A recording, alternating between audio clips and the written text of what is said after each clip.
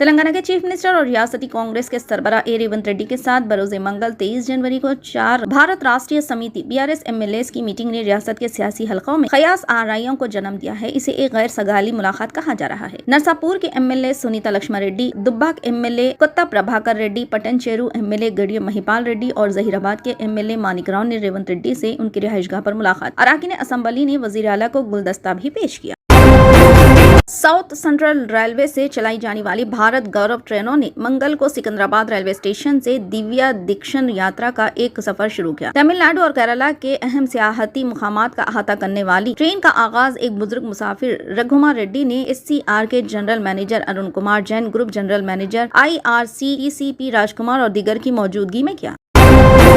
محکمہ civil supplies کے ذرائع نے بتایا کہ نئے راشن کارڈ کے لیے آئندہ ماہ فروری کے اواخر سے درخواستیں حاصل کی جائیں گی۔ ذرائع نے مزید بتایا کہ گزشتہ ماہ عوامی حکمرانی پروگرام کے دوران 6 ضمانتوں کے لیے درخواستیں وصول کی گئی تھی۔ اس وقت بھی راشن کارڈ نہ رکھنے والے افراد نے درخواستیں دی تھی، لیکن ان درخواستوں کو نہیں جانچا جائے گا۔ نئے راشن کارڈ کے لیے علیحدہ طور پر درخواستیں حاصل کی جائیں گی۔ سابق کی طرح می سیوا کے ذریعے درخواستیں لینے کا فیصلہ کیا گیا ہے۔ اس سلسلے میں نیشنل انفارمیٹک سینٹر کے ذریعے خصوصی سافٹ ویئر تیار کیا جا رہا ہے۔ فی الوقت ریاست میں 90 لاکھ سے زائد سفید راشن کارڈ ہے، جس کے تحت 2,86,00,000 استفادہ کنندگان ہیں۔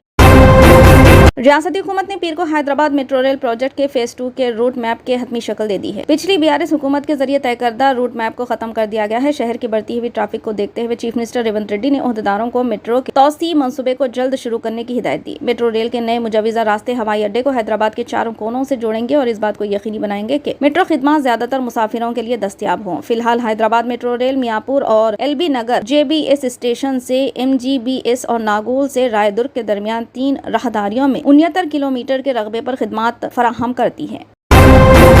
آج جن نائک کرپوری ٹھاکر جی کے 7 سالہ یوم پیدائش ہے، جن کی سماجی انصاف کی انتک کوششوں نے کروڑوں لوگوں کی زندگیوں پر مثبت اثرات مرتب کیے ہیں۔ مجھے کرپوری جی سے ملنے کا کبھی موقع نہیں ملا، لیکن میں نے کیلاش پتی مشرا جی سے ان کے بارے میں بہت کچھ سنا ہے، جنہوں نے ان کے قریب رہتے ہوئے ان کے ساتھ کام کیا ہے۔ ان کا تعلق سماج کے سب سے پسماندہ طبقات یعنی نائی سماج سے تھا۔ بے شمار مشکلات، مصائب اور رکاوٹوں کو عبور کرتے ہوئے انہوں نے بہت سی کامیابی حاصل کی اور سماج کے فلاح و بہبود کے لیے جی جان سے کام کیا۔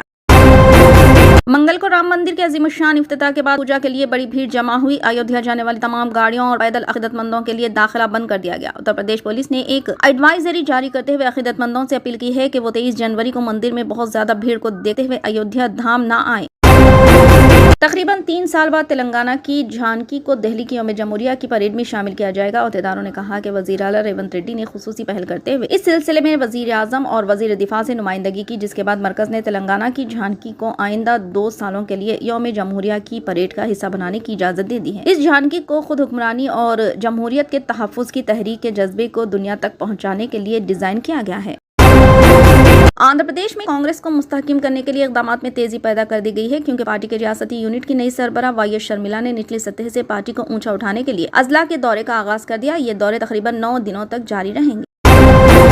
کھانا پکانے کے گیس سلنڈروں کی بکنگ کے لمبے وقفے کے بعد فراہمی سے شہر کے متعدد صارفین کو سخت مشکلات کا سامنا کرنا پڑ رہا ہے۔ گیس بک کرنے کے قریب 10 دن بعد صارف کو گیس سلنڈر مل رہا ہے۔ اس خلل نے بڑے پیمانے پر تشویش کو پیدا کر دی۔ عوام کو گیس کے لیے طویل وقت کا انتظار کرنا پڑ رہا ہے۔ تلنگانہ LPG ڈسٹریبیوٹرز ایسوسی ایشن کے صدر جگن موہن ریڈی کلوری کے مطابق HP سلنڈر کی فراہمی میں متعدد مشکلات درپیش ہیں۔ LPG سیکٹر میں کئی چیلنجز ایک ساتھ آئے ہیں، جیسے نئے موٹر وہیکل ایکٹ کی مخالفت میں ٹرانسپورٹ اداروں کی طرف سے حالیہ ہڑتال ہے۔ اس سے LPG اور ڈیزل جیسی اشیاء ضروریات کی تقسیم پر شدید اثر پڑا ہے۔ مرکزی وزیر سیاحت جی کشن ریڈی چہارشمے کو قلعہ گولکنڈہ میں ایک نئے لائٹ اینڈ ساؤنڈ شو کا آغاز کریں گے۔ قلعے میں فیزڈ ایلیومینیشن کا افتتاح بھی کریں گے۔ منگل کو یہاں جاری کردہ ایک بیان کے مطابق دونوں پروجیکٹوں کو وزارت ثقافت نے گولکنڈہ قلعے میں سہولیات کو بہتر بنانے اور سیاحوں کے تجربے کو بڑھانے کے ایک حصے کے طور پر شروع کیا ہے۔ سابق مرکزی وزیر اور اداکار چرنجیوی اور نامور مصنف اور راجیہ سبھا کے رکن وجیندر پرساد بھی اس پروگرام میں شرکت کریں گے۔ شمالی ہندوستان کے کچھ علاقوں میں سردی کی لہر کا سلسلہ جاری ہے اور کہرے کے سبب قومی دارالحکومت میں منگل کی صبح ریل اور ہوائی ٹریفک ہوئی، جس سے سینکڑوں مسافروں کو ہوائی اڈوں اور ریلوے اسٹیشنوں پر گھنٹوں انتظار کرنا پڑا۔ ریلوے ذرائع کے مطابق ملک کے مختلف علاقوں سے دہلی آنے والی 28 ٹرینیں گھنے کہرے کی وجہ سے تاخیر سے چل رہی ہے۔ برطانوی وزیر اعظم رشی سناک کو راونڈا بل پر شکست کا منہ دیکھنا پڑ گیا۔ برطانوی میڈیا رپورٹس کے مطابق برطانوی وزیر اعظم رشی سناک کو باغی ارکان کی مخالفت مہنگی پڑ گئی۔ حکمراں جماعت کو راونڈا بل پر شکست کا سامنا کرنا پڑا۔ برطانیہ کے پارلیمان کے ایوان بالا نے وزیر اعظم رشی سناک کے سیاسی پناہ کی متلاشیوں کو راونڈا بھیجنے کے متنازع منصوبے کو مؤخذ کرنے کے حق میں ووٹ دے دیا ہے۔ تلنگانہ حکومت مبینہ طور پر retired D G P M Mahender Reddy کو Telangana state public service commission کا چیئرمین مقرر کرنے پر غور کر رہی ہے۔ آسامیوں کے لیے 371 افراد نے درخواستیں جمع کرائیں، جن میں سے 50 نے چیئرمین کے عہدے کے لیے درخواستیں دی۔ دی ہندو کی ایک رپورٹ کے مطابق درخواستیں جمع کرانے کا آخری دن 18 جنوری تھا۔ اس کے باوجود ریاستی حکومت نے مبینہ طور پر صرف مہندر ریڈی کا نام غور کے لیے گورنر کے ارسال کو کیا ہے۔ چیف منسٹر ریونت ریڈی نے اس عہدے کو پر کرنے کو ترجیح دی ہے اور چیف سیکرٹری شانتی کماری کی سربراہی میں ایک سرچ کمیٹی تشکیل دی گئی۔